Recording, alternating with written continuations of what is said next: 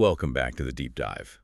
Today we are tackling well, something that sort of breaks the brain a little bit. We're looking at the story of NXIVM. Yeah. And it's not just a crime story, is it? I don't know, it feels like a glitch in the code of human intelligence. That's a great way to put it, because we all operate under this basic assumption that if you're smart, you know, if you're successful, you've got money, you've got status, then you're somehow inoculated against this kind of thing. You're immune. You'd never have your brain hijacked. Right. It's that comforting little story we tell ourselves. I would never join a cult. That's what everyone thinks. Of course.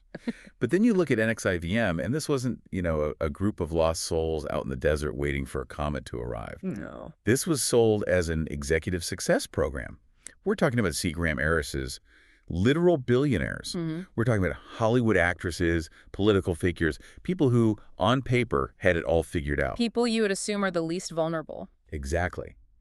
And yet, they wound up in a suburban townhome in Albany, New York, holding each other down and branding one another with a soldering iron. It creates this massive cognitive dissonance. You just can't reconcile executive success program with sex trafficking ring. It doesn't compute. And that's what we want to dig into today. We aren't just going to rehash the timeline. I think most of you listening know the broad strokes. You've heard about the colored sashes. You've definitely heard about the branding. Oh, yeah. Today, we want to actually dismantle the mechanism. We want to look at the architecture of control that this man, Keith Raniere, or Vanguard, as he insisted on being called, built brick by insidious brick. And we have just a mountain of source material to work with. We've got the complete court transcripts from the federal racketeering trial, U.S. versus Raniere, which, they read like a psychological horror novel. They really do. We've also got the internal NXIVM documents, the reports on the secret DOS society, and even Raniere's own patent filings, which are, they're insane. We'll get to those. Yeah, the patent filings are a special kind of bizarre. So the mission today is really to answer one core question. How did a guy with a mullet and a 2.2 GPA convince some of the wealthiest and most influential people on the planet that he was the smartest man in the world? And not just convince them to the point that they would finance his crimes, hand over their children, and defend him even after he was convicted. It's a masterclass in the weaponization of narcissism. Okay, so let's start where every good myth begins. The origin story. Or, I guess in this case, the complete fabrication of an origin story. Right, because Keith Raniere wasn't born Vanguard. That was a character he had to meticulously construct. And the foundation of that character, the thing that everything else was built on, was this idea of his genius. It was the hook. If you look at any of the NXIVM promotional material, any of the sacred texts, as they sort of saw them, Raniere is presented as this singular genetic event. The smartest man in the world. The famous Guinness record. I feel like this is the first big red flag that everyone just willfully ignored. The claim was an IQ of 240, which, psychometricians will tell you is statistically meaningless. It's so many standard deviations above the norm, it's basically impossible to measure. But he had proof, right? He had this listing in the Guinness Book of World Records. He did, and this is the detail that always gets me. It was in the 1989 Australian edition. The Australian edition, why is that so specific? It's perfect, isn't it? It's so obscure that it sounds credible. Who would make that up? But let's look at how he got that record. It wasn't, a standardized proctored IQ test administered by a team of psychologists. No. He took something called the mega test. The mega test. That sounds like something you'd find in the back of a comic book. Almost. It was published in Omni magazine back in the 80s. And here's the kicker. It was an unsupervised take-home test. Wait, hold on. A take-home test. So the proof that he's the smartest man in the world is based on a test he could have done with an encyclopedia, a team of MIT professors, and, 3 weeks of finish. Precisely. There was no time limit. He could have used any resource he wanted. And experts have debunked the megatest for years. It has no scientific validity for measuring IQs in that extreme range because the sample size is essentially zero. You can't create a bell curve. But it didn't matter. It didn't matter at all. Raniere wasn't after scientific validation. He was after a marketing slogan. He got the citation. He probably laminated it. And that one line became the bedrock of his entire authority. I am the smartest man in the world. Therefore, my logic is superior to your feelings, your intuition, your entire worldview. You've got it. That's the core argument, and it's incredibly powerful. But then you pull the actual receipts. You look at his actual academic performance, specifically his college transcripts from Rensselaer Polytechnic Institute, RPI. Which is a very good school, by the way, a tough engineering and science school. A very tough school. And when you look at his grades, the whole mega genius narrative just evaporates. I mean, he didn't just struggle in a few classes. He almost flunked out. I'm looking at the numbers here. He graduated with a 2.26 GPA. A 2.26. And it's not like he was some bored genius just skipping class to, solve cold fusion in his dorm room. The records show he failed upper-level math courses. He failed physics. He was, by all objective measures, an average to below-average student. So you have this huge chasm between the reality, the 2.26 GPA, and the persona, the 240 IQ. Most people would feel some kind of shame about that gap. But not Raniere. He flipped it. That's a classic guru move. He used his academic failures as proof that the system was flawed, not him. The world's measurements were too primitive to appreciate his genius. The standard rules just don't apply to Vanguard. Exactly. And speaking of Vanguard, we have to talk about that name. Within the group, this title was. It was spoken with this hushed reverence. Vanguard is coming to the session. Vanguard says, it sounds so grand, like a philosophical concept or a military rank. You'd think so. But the origin, according to the source material, is... well, it's a lot dumber than that. It's from an arcade game. It's from an arcade game, a scrolling shooter from the early 80s called Vanguard. Raniere was obsessed with it. A video game. A video game. But it's the game's mechanic that's so telling, so deeply revealing. In Vanguard, you fly this little spaceship, and the way you gain power and become temporarily invincible is by destroying your enemies. That is chillingly on the nose. Isn't it? He didn't pick a name that meant the teacher or the guide or the enlightened one. He picked a name that, in his mind, meant I get stronger by destroying others. It's a perfect window into his psyche. He saw life as a zero-sum game. For him to win, somebody else had to lose. For him to be powerful, someone else had to be made weak. He saw people as resources, as non-player characters in his own game, there to be farmed for points. And long before he was farming souls inside NXIVM, he was farming wallets in a company called Consumers Buyline. Yes. This is the chapter from the 90s that often gets overlooked, but it's crucial. It's the beta test for everything that came later. So what was it exactly? On the surface, Consumers Buyline was a buying club. You pay a fee to join, and in return, you get access to wholesale discounts on, groceries, electronics, appliances. It sounds incredibly boring. Right. But the math didn't work out. The discounts weren't big enough to justify the membership fee. So the only way to actually make money was to recruit other people to join the club. And when they paid their fee, you got a cut. So a pyramid scheme. A textbook out-of-the-box pyramid scheme. The New York Attorney General investigated it and called it exactly that. It wasn't even subtle. Eventually, something like 20 different state regulators came after him. And the whole thing collapsed. It collapsed spectacularly, leaving thousands of people out of pocket. But you have to watch the pattern here. The business fails. The regulators are closing in. What does the genius do? He plays the victim. He claims he was misunderstood. Always. He signed a consent order in 1996, which banned him from any future chain distribution schemes, and he was hit with a $40,000 fine.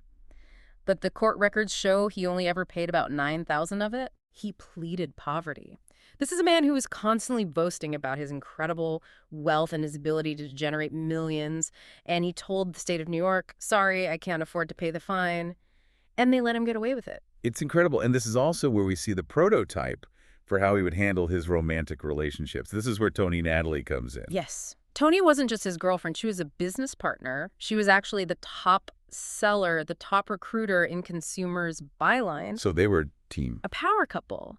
But the second the business went under and she tried to end the relationship, the mask just dropped. The shift was instantaneous. From love bombing to total war. He didn't just break up with her. He began a years-long campaign of harassment against her. We're talking endless, baseless lawsuits, trespassing, intimidation. It got so bad that a federal bankruptcy judge, a man named Robert Littlefield, wrote in a ruling that Raniere's actions smacked of a jilted fellow's attempt at revenge. I love that a federal judge actually put the words jilted fellow into a legal document. But it really highlights a key tactic that Raniere would perfect later on. Using the legal system as a weapon. As a bludgeon. He realized early on that the truth doesn't matter in court as much as who has the deepest pockets. You can bankrupt your enemies with legal fees, even if you never win a single case. It's called paper terrorism, and it became a core pillar of the NXIVM strategy. You can't leave us, because if you do, we will sue you, your family, your dog, into oblivion. So Buyline is a smoking crater. He's broke, he's banned from multi-level marketing, he has a trail of burned investors, and a jilted fellow ruling against him. Most people at this point would, go get a normal job. Go work at Home Depot, yeah. But not Raniere. He pivots. And in 1998, he meets Nancy Salzman. And Nancy Salzman is the missing piece of the puzzle. Raniere had the grand narcissistic vision, but Nancy had the tech. She had the tools. Who was she? What was her background? Nancy Salzman, who would become known inside the group as Prefect, was a nurse and a trained hypnotist. She had a deep, deep background in NLP, neuro-linguistic programming. Okay, so what is NLP, for those who don't know? It's a controversial approach to psychotherapy and communication. The idea is to change someone's thoughts and behaviors by analyzing and mimicking the language patterns of successful people. But in the wrong hands, it's a toolkit for manipulation. It's a way to hack people's brains. That's exactly right. So Raniere provided the overarching philosophy, the why, but Salzman provided the delivery system, the how. And together they form Executive Success Programs, or ESP. And I think this rebranding is why so many people got sucked in. They weren't joining a cult run by a failed pyramid scheme operator. No, of course not. They were signing up for a 5-day intensive workshop for a few $1,000s to help them overcome procrastination and become better public speakers. The bait was self-improvement, self-optimization. Always. And the core curriculum was this thing they patented called rational inquiry. And on the surface, it sounds perfectly reasonable. Let's rationally inquire into your beliefs to see if they are limiting you. Who wouldn't want that? But the way they applied it was predatory. It was essentially the Socratic method, but weaponized to dismantle your own intuition and conscience. Can you break that down? How would a session actually go? Okay, so a facilitator, who they called a proctor, would single you out in a group setting. They'd ask you about a limiting belief. Let's say you feel guilty about lying to a friend. Okay. The proctor would ask, why do you feel bad about that? You might say, well, because lying is wrong. They'd ask, why is it wrong? You'd say, because society teaches us that honesty is important. And they'd pounce. So you're just a slave to societal conditioning. You don't have your own ethical framework. Wow, so they twist it. They drill down and down and down until you hit one of your bedrock moral beliefs, like hurting people is bad. And then they label that belief a disintegration. They convince you that your own conscience, your gut feeling, is actually just parasite-based habit. A parasite-based habit. That is a terrifying phrase. It's genius in a sociopathic way. It's branding for amorality.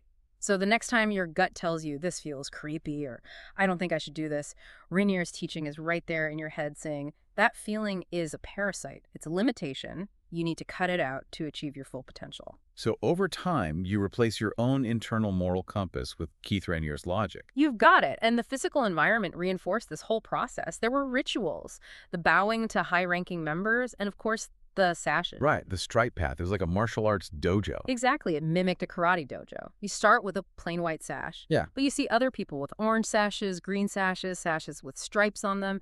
It gamified the indoctrination process. It created this desire to rank up. It taps into the sunk cost fallacy.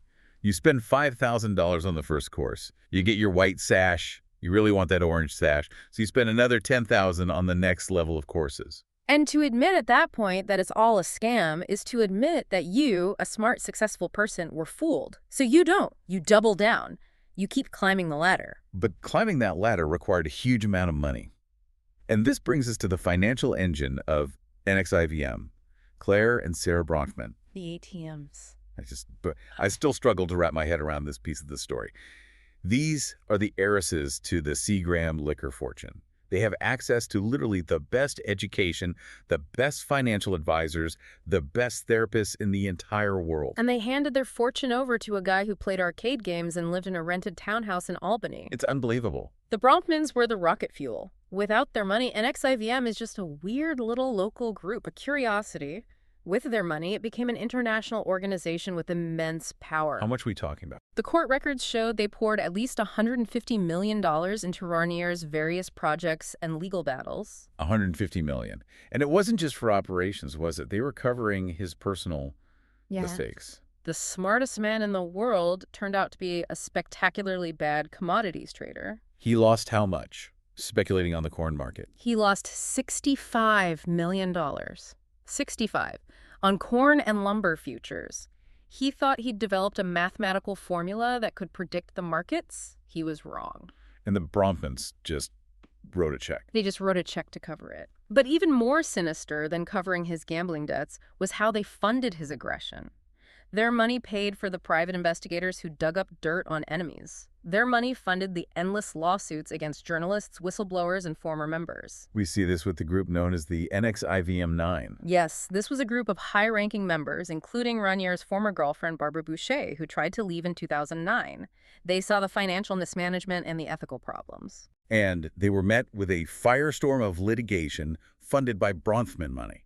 It created this impenetrable fortress around Raniere. You couldn't touch him because he had a bottomless war chest to destroy you with. And then on top of the money, you add the celebrity veneer. The recruitment of Smallville stars. Kristen Kruk, and most notably, Allison Mack. This was a stroke of marketing genius. Because if you're just a regular person in Vancouver or LA and you see the girl from Smallville who plays Chloe Sullivan, this wholesome girl-next-door character endorsing this program, your skepticism just melts away. You think, well, if it's safe and legitimate enough for her, it must be safe for me. And Allison Mack wasn't just a celebrity spokesperson. She became a true believer, a zealot. The source material suggests she was looking for a mentor, for structure, for a higher purpose, and Raniere stepped right into that void. He made her feel like she was part of something that was going to change the world. Speaking of changing the world, we have to talk about the Dalai Lama incident. This is the moment where this simulation really, truly glitches. In 2009, Keith Raniere, the guy running this pyramid scheme sex cult, manages to get His Holiness, the Dalai Lama, to come to Albany, New York and share a stage with him. How on earth did that happen? Two things. Money and corruption. It cost them $2 million. $2 million to get him in. $2 million. And it involved a very, very shady relationship with the Dalai Lama's gatekeeper at the time, a man named Lama Tenzin Dondon. His official title was Personal Emissary for Peace. A personal emissary for peace who, it seems, had a price. There were allegations of secret payments, of favors. The Dalai Lama did eventually come, though he initially canceled the visit after a lot of bad press, and then mysteriously rescheduled it. But for Raniere, the photo op was all that mattered. It was the ultimate validation. He stood on a stage next to His Holiness, the Dalai Lama. In the eyes of his followers, that was a divine endorsement. The message was clear. The Dalai Lama trusts Vanguard. So who are you, a lowly orange sash, to question him? So the trap is set. You have the intellectual trap with rational inquiry, you have the financial and legal fortress built by the Bronfmans, and you have the social proof provided by Hollywood celebrities and the Dalai Lama. The walls are closing in. But once you were deep inside, once you were in those inner circles, the temperature started to rise.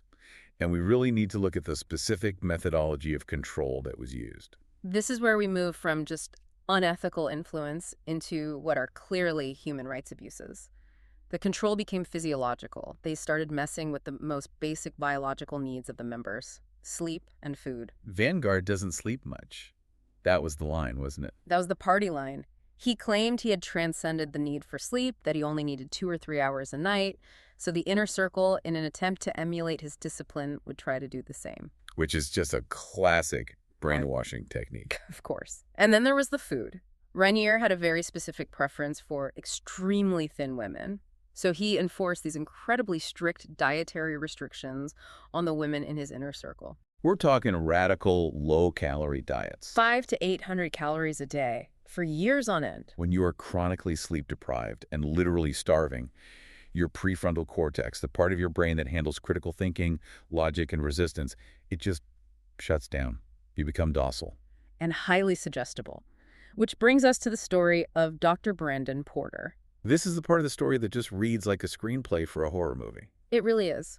Brandon Porter was a licensed, board-certified physician who used his medical credentials to conduct horrific, unlicensed human experiments on NXIVM members, all under Raniere's direction. The so-called fright study. I read the descriptions of this from the trial testimony, and I felt physically ill. He would sit women down in a chair, hook them up to an EEG machine to monitor their brainwaves, and then, without warning, force them to watch violent graphic videos. Not just violent, we're talking about snuff films. Real videos of beheadings, women being dismembered, horrific sexual violence, and he's just sitting there taking notes, watching their brain activity light up. He claimed it was a study on visceral reaction. Let's call it what it was. It was desensitization training. It was trauma-based mind control. He was systematically breaking their boundaries. And that wasn't even his only study. There was the Tourette's study. Right. He claimed he could cure Tourette's syndrome using NXIVM's tech. He took people who actually had Tourette's, convinced them to go off their prescribed medication, and then subjected them to these intense, hours-long rational inquiry sessions. The participants later testified that it didn't work at all. It just made their mental health catastrophically worse. But the absolute crown jewel of his pseudo-scientific depravity has to be the Luciferian test. I still can't believe this was a real thing that he patented. He filed a patent, a United States patent for a device that could scientifically detect Luciferians. And the test itself was so simple and so insidious. A subject would be hooked up to a machine that measured their micro-reactions. They would be shown a video of an ice skater performing a beautiful, flawless routine. Okay. Then, at the very end of the routine, the skater falls. A hard, painful fall. The machine measures your reaction. And if you showed any sign of pleasure, or what Raniere's machine interpreted as pleasure, at the skater's fall, We were labeled a Luciferian. meaning you were, in essence, a demon. You were someone who derives pleasure from the pain and failure of others. No, just imagine the level of gaslighting that enables. That's absolutely. You watch a video, you flinch, maybe you even gasp. And this godlike figure, Vanguard, looks at a printout from his machine and says, the data says you are evil. You have a Luciferian nature. But don't worry, I can fix you. It will just require years of absolute obedience and a lot more of your money. It's the ultimate retention tool. You are fundamentally broken, and I am the only cure. It's terrifying. And all of this conditioning, this breaking down of the self, it paved the way for the darkest chapter of all, for DOS. DOS, the secret society within the secret society. It was formed around 2015. And it stood for Dominus Obsequious Sororium. Which is just some badly mangled Latin that roughly translates to master over the slave women. They didn't even try to hide it. They put the word slave right there in the name. But the women being recruited didn't know that name, did they? They weren't told that up front. No, absolutely not. It was pitched to them as a secret sorority for the most elite, most dedicated women in NXIVM. One survivor called it a badass bitch boot camp. So it was about women's empowerment, ironically. It was sold as the ultimate form of women's empowerment, a way to conquer your weaknesses and become a force of nature. But to even be invited to hear the pitch for this group, you first had to provide collateral. And this is the lock on the cell door, the collateral. It had to be something that would ruin your life if it were ever released. For most women, the baseline was nude photos, but it escalated quickly from there. They were required to write video confessions to crimes they may or may not have even committed. Right. I stole money from my company. I abused a family member. Sometimes these were true secrets. Other times, the women were coerced into completely fabricating them, just to have something damaging enough to hand over. And financial assets, too. Deeds to their parents' houses, signing over power of attorney. Everything. And the threat was explicit and understood by everyone. If you ever leave this group, if you ever speak a word of this to anyone, we will release your collateral. It is blackmail institutionalized. Once they were in, they learned the structure. It was another pyramid. A pyramid within the pyramid. Raniere, of course, was at the very top. He was the Grand Master. Below him were the first-line masters, which included women like Allison Mack and Nancy Salzman's daughter, Lauren Salzman. And their job was to recruit their own slaves. Exactly. And those slaves were then required to recruit their slaves and so on down the line. And the life of a slave was one of total submission. They had to be on call 24/7 for their masters. They had to ask for permission to eat. The trial testimony included text messages. Master, may I have 100 calories? Master, may I sleep for 4 hours? They were forced to take cold showers, perform menial tasks, all as a way to strip them of their autonomy completely. And then came the branding. I think for the general public, this is the one detail that truly defines the horror of NXIVM, the brand. It was part of the initiation ceremony. The women would be summoned to a house in a suburb of Albany. They'd be told to undress, they were blindfolded, Then they were led, one by one, into a room where Dr. Danielle Roberts, Another licensed physician. another licensed physician, was waiting, and other women from the group were there to hold them down. They were held down on a massage table by their own sisters. Yes. And Dr. Roberts would take a cauterizing pen. It's a surgical tool that uses heat to burn tissue, to stop bleeding or remove warts, and she would carve a symbol into the skin of their pelvic region. With no anesthesia. With no anesthesia. The testimony described women screaming in agony, the smell of burning flesh filling the room, and they were told this is a sacred symbol. It represents the elements: fire, water, earth. But it wasn't the elements. No. It was a carefully designed symbol. If you rotate it 90 degrees, you can clearly see letters embedded within the design. K-A-R. Keith Allen Raniere. And A.M. Allison Mack. He was literally branding his initials onto women. Like livestock. It is the ultimate act of ownership. You are not a person. You are my property. And while this was happening, they were forced to say, "Thank you, master." It turns the stomach. It's a level of calculated cruelty that is just... it's hard to comprehend. And we can't ignore the explicit sexual component of all this. Correct. Because DOS wasn't just about discipline and branding. It was a procurement pipeline for Raniere. That's right. The masters, like Allison Mack, were instructed to assign seduction assignments to their slaves. They had to take and send explicit photos to Raniere. They were systematically groomed to become his sexual partners. The story of the sisters from Monterrey, Mexico, is just particularly heartbreaking. He targeted an entire family. The three sisters, yes. He groomed all of them. But one sister, who is known in court documents only as Daniela, suffered an almost unimaginable level of abuse. What happened to her? She developed romantic feelings for another man who was outside the group. When Raniere found out, he became enraged. He declared that she had committed a grave ethical breach. His jealousy is always reframed as an ethical issue. Always. And her punishment for this breach was confinement. She was locked in a room in her family's home for nearly 2 years. 2 years. 2 years. She was monitored by a camera. She had no contact with the outside world. Her family was complicit. It was, for all intents and purposes, kidnapping and false imprisonment. This is what I mean when I say this morphed from a weird self-help group into straight-up organized crime. This isn't cult stuff. This is racketeering. This is sex trafficking. This is forced labor. And yet somehow it remained hidden in plain sight. They were still holding executive success workshops down the street while this was happening. So the House of Cards is built. It's massive, it's terrifying, and it seems to be held together by this web of blackmail. How did it finally start to collapse? Because with that much collateral hanging over everyone's heads, it's amazing anyone ever talked. It took the apostates, as Raniere would call them, people who finally had enough and were willing to risk everything. And Sara Edmondson is really the key figure here. She was a high-ranking member, a top recruiter in Vancouver. A true believer. Yeah. And then she was invited into DOS. She got branded. And she said that something in that room, the smell of her own flesh burning, finally broke the spell. She looked at the scar on her body and she realized, this isn't empowerment. This is evil. And she did the unthinkable. She went to the New York Times. And she showed them the brand. That article, which ran in October 2017, was the nuclear detonation. Before that, a blogger named Frank Parleto had been raising the alarm, but the Times brought a level of credibility and the visual proof that was impossible to ignore. You couldn't deny the photograph of that brand. And we also have to give so much credit to Catherine Oxenberg, the actress from the show Dynasty. Her daughter, India, was a slave in DOS. And Catherine didn't just sit back and wring her hands. She went on a crusade. She became a mother bear. A total mother bear. She met with the FBI. She met with prosecutors in New York. She used her celebrity status to keep a constant media spotlight on the story. She was relentless in fighting to save her daughter. So the Times story breaks. The FBI is now actively investigating. What does the genius, the Vanguard, the fearless leader do? He runs. He flees to a luxury villa near Puerto Vallarta, Mexico, with his most loyal female followers. He tries to run the cult by remote control from his hideout. But the law finally caught up with him. March 2018. The arrest is almost cinematic. The Mexican federal police, working with the FBI, raid the villa.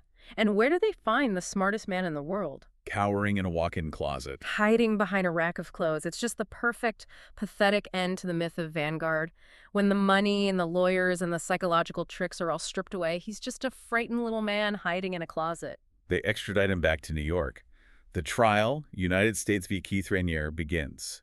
And the charges were just a laundry list of federal crimes. Racketeering, sex trafficking, forced labor, wire fraud, possession of child sexual abuse material, the works. And his defense strategy was audacious, to say the least. It was incredible. They tried to argue that this was all just a consensual alternative lifestyle, that these were empowered adult women who chose to be branded, who chose to be slaves as a form of self-expression.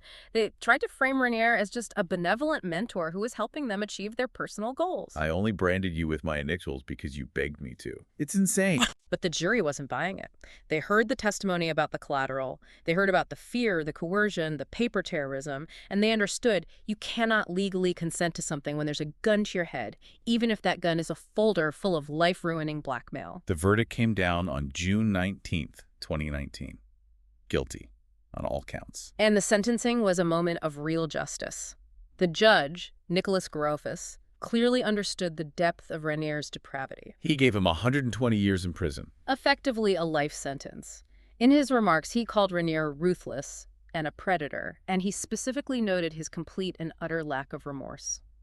Throughout the entire trial, Raniere sat there stone-faced, convinced he was the victim. And what happened to his lieutenants, the inner circle? They all fell one by one. Allison Mack pleaded guilty before the trial and cooperated with the prosecution. She provided crucial audio recordings of Raniere discussing the branding and the master-slave dynamic. She was sentenced to 3 years. And Clare Bronfman? The money? She got nearly 7 years, a much harsher sentence than expected, largely because she showed no remorse and was seen as the primary enforcer. Nancy Saltzman got 3.5 years. The entire top of the pyramid was dismantled. You would think that's the end of the story. The monster is in a cage. The victims are getting their collateral back. The judge ordered that, thank God. And he ordered restitution to pay for brain removal surgery. Right. But there's this one final haunting image from the aftermath of the trial that just sticks with me. The forgotten ones. This is the part that truly proves how deep the indoctrination goes. Even after the guilty verdict, even after the whole world knew about the sex slavery and the branding, a group of die-hard loyalists remained. This included another actress, Nikki Klein from Battlestar Galactica. And they would go to the federal prison in Brooklyn where Raniere was being held. And they danced every single night. They would perform these bizarre choreographed dances on the sidewalk outside the detention center, hoping that Raniere could see them from his tiny cell window. They were dancing for the man who was convicted of branding and enslaving their friends. In their minds, he wasn't a criminal. He was a political prisoner, a martyr. They had a whole narrative where he was being persecuted by a corrupt government because his ideas were too powerful and too dangerous to the status quo. It's tragic. It shows that you can lock up the leader, but you can't so easily unlock the minds that he managed to capture. And he continues to try to exert control from prison. There have been reports of him using burner phones, of passing messages through other inmates. He's currently housed in USP Tucson, which is a maximum security facility for sex offenders, and I guarantee you he is trying to use rational inquiry on his cellmate as we speak. So let's zoom out. At the end of all this, what's the big takeaway? Why is it so important for us to understand the mechanics of how NXIVM operated? I think for me, it completely shatters that comfortable myth that intelligence protects you from manipulation.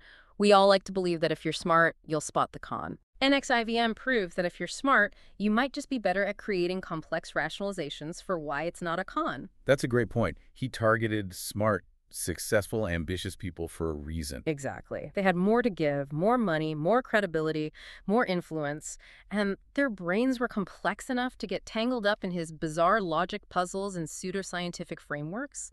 He weaponized their own desire to be good, to be ethical, to be disciplined. He told them, if you truly want to save the world, you have to do this incredibly hard thing. You have to endure this pain for a higher purpose. It's complete corruption of the hero's journey narrative. There's a quote from Raniere himself that I think sums up his entire worldview.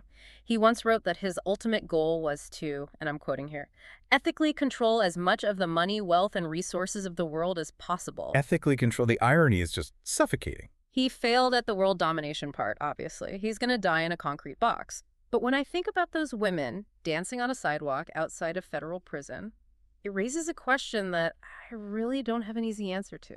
What's that? At what point does a belief system become so completely fused with your personal identity that facts no longer matter? If a cauterizing pen to your skin, a federal indictment filled with horrific evidence, and a 120-year prison sentence don't wake you up, what possibly could? That is the terrifying question, and for some of them, I'm afraid the answer might be nothing. I think you're right. On that rather chilling note, we're going to wrap up. This has been a deep dive into the darkness and the mechanics of NXIVM. Stay critical, trust your gut, and remember, it's not a parasite, and we will see you next time.